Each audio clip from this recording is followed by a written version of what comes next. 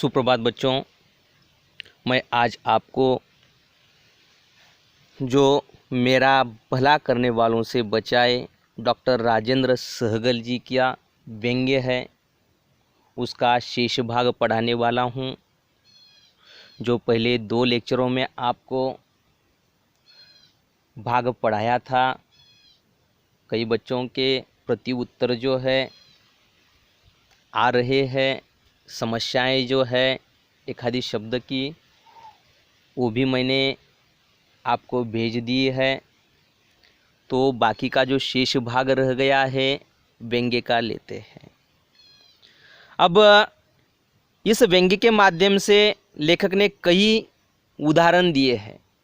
इन उदाहरणों के माध्यम से आज के लोगों की जो प्रवृत्तियां हैं वो हमारे सामने रखी है। तो जो भाग शेष रह गया है वो लेते हैं। थोड़ा पीछे चलते हैं।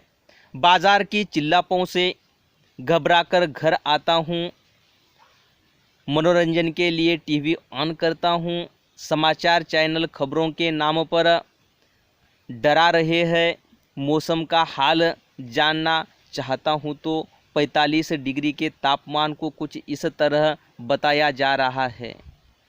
गर्मी के तपीस से जनता बेहाल, आकाश से आग की बरसात। आप अगर जीवित रहना चाहते हैं और आप ना भला चाहते हैं तो घर से बाहर न निकले। आपका गर्मी से आया पसीना अब आपको पूरी तरह नहला देगा। इसी तरह सर्दी के खौफनाक वर्णन से आप रज़ाई में भी कपकपी महसूस कर सकते हैं। असल बात दर्शकों का मनोरंजन है। खबर भी पता चल जाए और मनोरंजन भी हो जाए, यह तो सोने पे सुहागा वाली बात हो गई। वह एक खबर को 10 बार अलग अलग तरीके से फिर दोहराएगा। वह सबका भला चाहता है, उसका साध्य पवित्र है। साधन से समझौता कर ले पर साध्य साफ होना चाहिए। दरअसल यह हमारा भला चाहने वाले हैं जिनकी चिंता को हम ठीक से समझ नहीं पा रहे। गर्मी, सर्दी, सूखा, बाढ़ के प्रकोप से आदमी बच भी जाए, इसकी भाषा के मर्मात्मक प्रहार से मरना लाजिमी है। देखो, जो भी समाचार हम देखते हैं, समाचारों के माध्यम से हमें कई बातें मालूम हो जाती है, लेकिन आज के वर्तमान स्थिति में समाचार एक मनोरंजन का कार्य करने वाला एक हमें चैनल दिखाई दे रहा है। आज के आपाधापी के जीवन में व्यक्ति जो है शॉर्ट में बातें सुनना चाहते हैं, लेकिन समाचार पत्र वाले जो है एक ही बात को 10 बार बता देते हैं और वो भी बड़ा चढ़ा के। एक उदाहरण के तौर पर कहा जाए तो अप्रैल और मई के महीने में जिस प्रकार का वातावरण रहता है, उस वातावरण को, तापमान को 45 डिग्री सेल्सियस के तापमान को वे इस प्रकार बता देते हैं कि क्या है, बाहर निकले तो जान भी जा सकती है। अब ऐसे लोगों के बताने से मैं तो कहता हूं कि मनोरंजन हो रहा है, ज्ञान तो संपादन होने की बात दूर ही दिखाई दे रही है। अब आगे चलते हुए लेखक हमें किस प्रकार का उदाहरण देते हैं, देखो, और वो भी बहुत ही मनोरंजन कारक। आज के वर्तमान युग में मेरे मोहल्ले में पुरुष ब्यूटी पार्लर खुल गया है। मुझे अपने पैर के लंबे नाखून कटवाने हैं। वह मेरा फेशियल करना चाहता है, उसका कहना है। नाखून तो जुराबों में छिप जाएंगे पर मुंह तो सबको नजर आएगा। वह मेरी क्या है, फेस वैल्यू बढ़ाना चाहता है। मैं पैर के लंबे नाखून काटने पर अड़ा हूँ। पता नहीं क्या सोचकर वह मेरी बात मान गया। उसने मेरे पैर पानी में रखवाए, फिर बड़ी देर तक मेरे पैरों के नाखूनों को घिसता रहा। मुझे आज से पहले अपने नाखून इतने महत्वपूर्ण कभी नहीं लगे।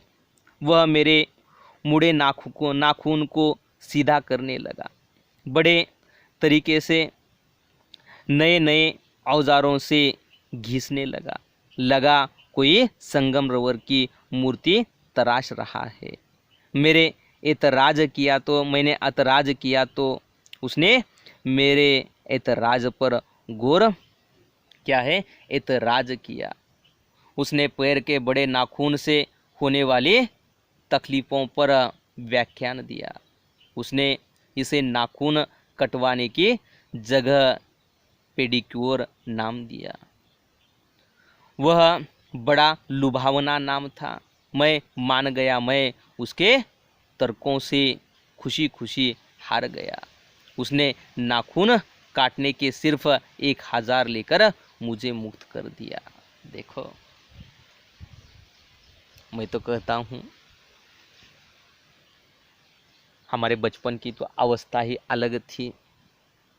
जैसे जैसे दिन बढ़ते जा रहे हैं वैसे वैसे ये क्या है, ब्यूटी पार्लर वाले क्या है, अलग अलग तरीके बता रहे हैं।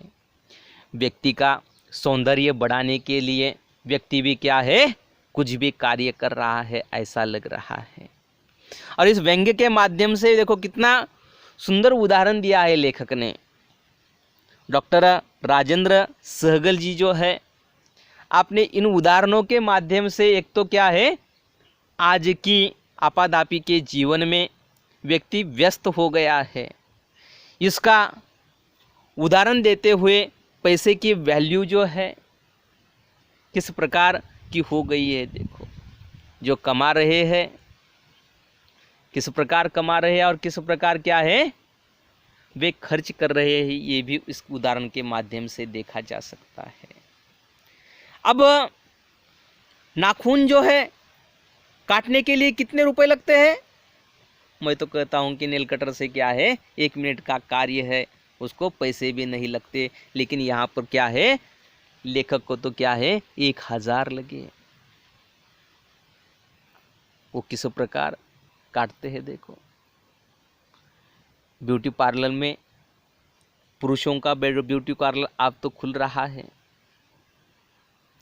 इसके माध्यम से मैं तो कह सकता हूँ कि आगे जाके क्या क्या आने वाला है क्या मालूम।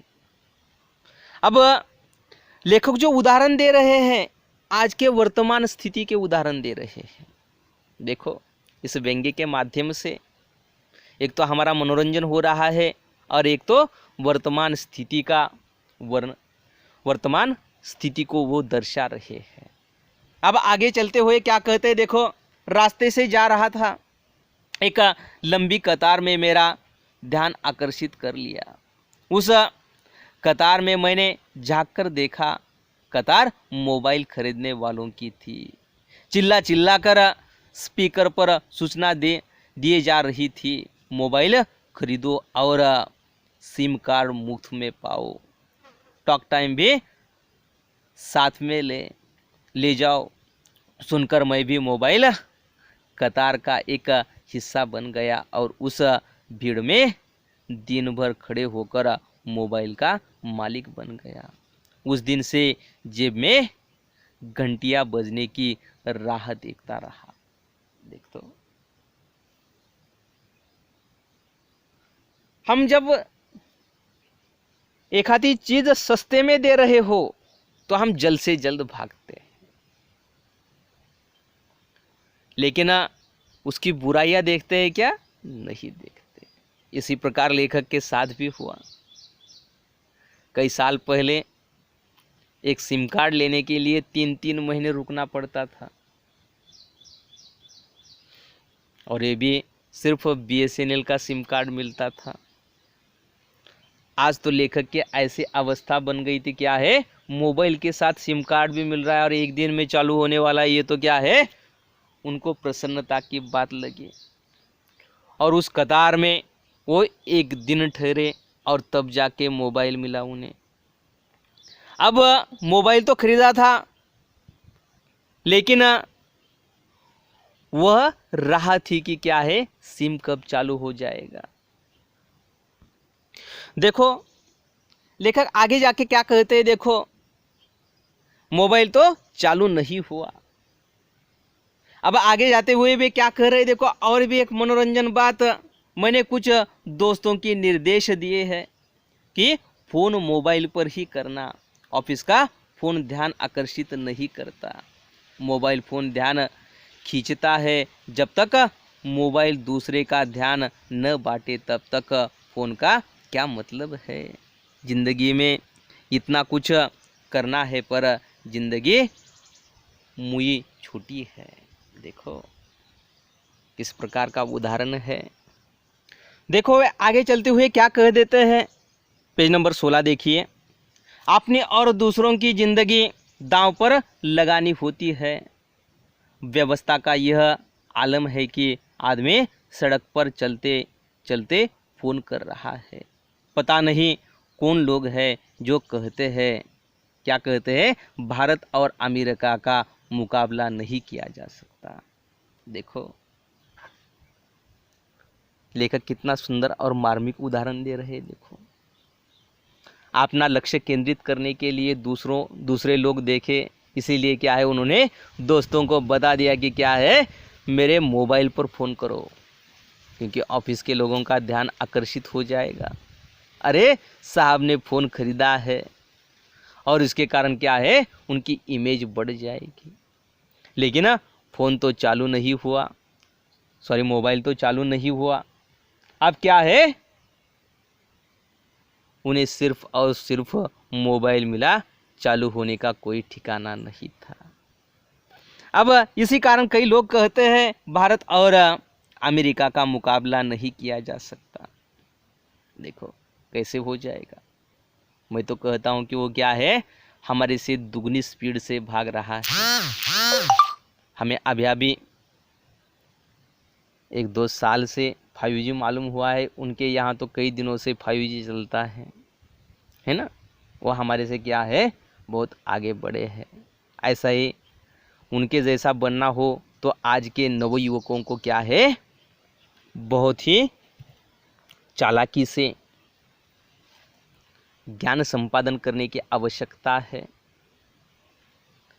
और आगे बढ़ने की चेतना होनी चाहिए। इस बात को ध्यान में रखते हुए विद्यार्थियों को, छात्रों को अपने कार्य में पूर्णतः वक्त देना चाहिए, और एक आधी कौन सी महत्वपूर्ण बात हो तो क्या है, उसका 100% ज्ञान ग्रहण करने की आवश्यकता है। अब अगला उदाहरण देखते हैं लेखक का। डॉक्टर राजेंद्र सहगल जी किस प्रकार का उदाहरण देते हैं। देखो अगला, सेल फोन से हम हीनता की ग्रंथि से मुक्त हुए हैं। सभी को साथी मिल गया है, एक दूसरे से मिलकर बात कम करे, फ़ोन पर ज़्यादा करे। फ़ोन पर आम बात भी खास लगती है, उसमें करंट दौड़ जाता है। घर से ठीक ठीक निकला आदमी ऑफिस पहुंचकर आपने पहुंचने की खबर दे रहा है। अब एकाएक एक दूसरे के करीब हो गए हैं। मेरे हाथ में भी मोबाइल आ गया, उस मोबाइल से मुझे भी प्यार हो गया, लेकिन आपसे राह देख रहा हूँ। मुफ्त में मिले सिम कार्ड से मोबाइल पर घंटी क्यों नहीं बजती। अब देखो मोबाइल चलेगा क्या, नहीं चलेगा, क्योंकि वो जो पीस था वो डमी पीस होगा। चलेगा क्या, नहीं चलेगा। याद रखिए घोषित तौर पर अपना नुकसान करने वालों से फिर आप बच सकते हैं। कुछ आपने क्या है सुरक्षा की तैयारी कर सकते हैं, पर इन फायदा करने वालों से बचने की ज़्यादा ज़रूरत है। यह हर हालत में आपका फ़ायदा करके ही मानेंगे। मैंने कई बार इन भला करने वालों को समझाया है कि क्यों मेरे पीछे पड़े हो, मुझे अपना भला नहीं करवाना है, ऐसे ही ठीक हूँ। भला करने वाला मेरी निष्क्रियता को क्या कहता है, नज़रअंदाज करते हुए मेरे फायदे के नुस्खे समझा रहा है। यह ले लो वो फ्री, वो ले लो ये फ्री। देखो, और आज का जीवन जो है एक के साथ दूसरा फ्री ऐसा बन गया है। सिर्फ अपना नुकसान पहुंचाने के लिए ये कार्य कर रहे लोग, मैं तो कहता हूँ दुगनी कीमत लगा देते हैं और क्या है एक पर दूसरी चीज़ फ्री कर देते हैं। बड़े बड़े मॉलों में तो सबसे ज़्यादा ऐसी अवस्था बनती जा रही है। अब आगे चलते हुए लेखक कह रहे हैं कि मुफ्त की जो चीज़ें रहती है उस पर हमें क्या है नज़रअंदाज करना चाहिए। जितनी हम कम प्राइस वाली वस्तु खरीदेंगे उतनी क्या होगी, घटिया किस्म की होगी। मैं तो कहता हूँ कि कई लोग जो है सब्जियां खरीदने के लिए जाते हैं, एक एक दो दो रुपए के लिए क्या करते हैं, उन चीज़ों को कम करना चाहते हैं, लेकिन जब बड़े बड़े मॉल में होटल में जाते हैं तो क्या करते हैं, नहीं, कितनी भी ज़्यादा क्यों ना, जितनी ज़्यादा हो क्या है उतनी अच्छी लगती है क्यों ना वो फंसाते हो। ऐसी अवस्था बन गई है, सिर्फ और सिर्फ दिखावा बन गया है। अब आगे चलते हुए लेखक क्या कहते हैं, देखो, पता नहीं वे कौन लोग हैं जो आए दिन जमाना बुरा है कहकर एक दूसरे को परेशान करते रहते हैं। यहाँ तो भला करने वाले परेशान करने की हद तक भला करने लगे हैं। बुरा करने वालों से आदमी सीधे टकरा जाए या किसी दूसरे की मदद मांग ले, पर इन भला करने वालों को तो पहचानना ही मुश्किल है। आप तो बस प्लीज़ मुझे किसी तरह इन भला करने वालों से बचाए। देखो किस प्रकार की ये पंक्तियाँ हैं। आज का ज़माना जो है बुरा है कहकर एक दूसरे को परेशान करते रहते हैं। यहाँ तो भला करने वाले परेशान करने की हद तक भला करने लगे हैं। बुरा करने वालों से आदमी सीधे टकरा जाए या किसी दूसरे की मदद मांग ले, पर इन भला करने वालों को तो पहचानना ही मुश्किल है। आप तो बस प्लीज़ मुझे किसी तरह इन भला करने वालों से बचाए। देखो लेखक का सही कहना है, जो लोग हमारा भला करना चाहते हैं गिने चुने लोग होंगे। ऐसा ही नहीं है कि सब झूठे हैं। इन गिने चुने लोगों को क्या है, ये भला करने वाले लोग जो है फंसाना चाहते हैं, और अपने स्वार्थ के लिए क्या है लोग ऐसा कार्य कर रहे हैं। अब यहाँ पर एक चित्र दिया है, उसमें दिखाई दे रहा है 50% छूट, फ्री सेल, एक पर एक मुफ्त, फ्री फ्री फ्री। इस प्रकार के एडवर्टाइजमेंट हमें विज्ञापन दिखाई दे रहे हैं। ऐसे विज्ञापनों से हमें क्या रहना है, सतर्क रहना है। सही हो तो खरीदो, हमें थोड़ा बहुत भी क्या है सही ना लगे तो क्या है खरीदना बंद कर दो। अब इस झूठ बराबर तप नहीं व्यंग्य संग्रह से यह व्यंग्य लिया गया है। डॉक्टर राजेंद्र सहगल जी ने इस व्यंग्य के माध्यम से हमें कई उदाहरणों के माध्यम से हमारा मनोरंजन किया है। और यहाँ पर ये व्यंग्य क्या है, समाप्त हो जाता है।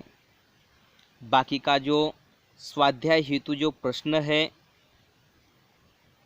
वो आकलन अलिखिए लेखक की चिंता करने वाले ये जो है कौन कौन से हैं ये देखेंगे। स्वाध्याय हेतु जो प्रश्न दे रहा हूँ उसके उत्तर लिखिए। और आगे चलते हुए मैं तो कहता हूँ कि ये प्रश्न जो है बहुत ही सुलभ है, वो आपको आ सकते हैं, नहीं आए तो मैं कल बता दूँगा। क्या है, कल बता देता हूँ। यहाँ पर रुक जाते हैं। धन्यवाद बच्चों।